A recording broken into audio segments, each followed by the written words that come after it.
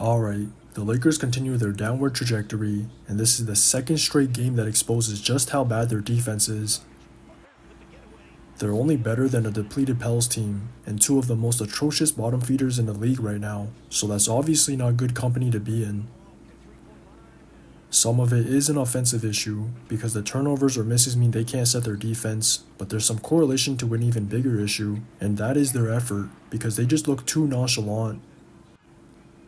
Their turnovers were just lazy, and they don't give back or give multiple efforts, so they were just fortunate to have dodged a lot of open looks throughout, especially early on. But it caught up to him quick during that 20-3 run, because the Heat got to establish a rhythm off all those runouts, and I thought Jimmy came out with more energy than their entire team combined just based on the way he was constantly crashing the offensive glass.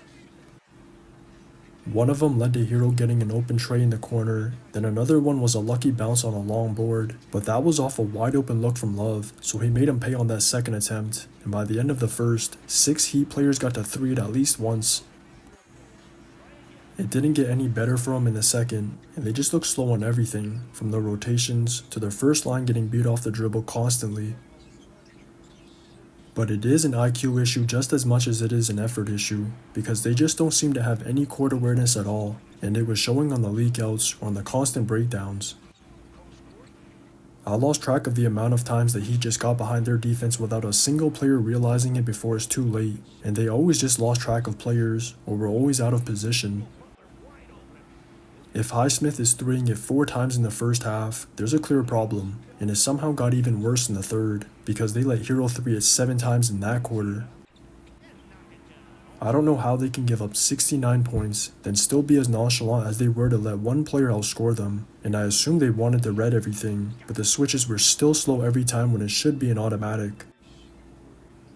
If it's not, then there should at least be communication between players, but there doesn't seem to be, and to me, that's a sign this team has no poise at all, because whenever shit goes south, the issues always seem to get worse for them. There's never any type of course correction whenever this happens, and I think they're letting their offensive struggles bleed over to the other end, but during these bad stretches, that's when leadership actually matters the most, so maybe giving up 105-3 is the wake-up call they needed to realize that. Just watch the tape. Guess who's still feeling? Tyler HERRO, 7 for 7.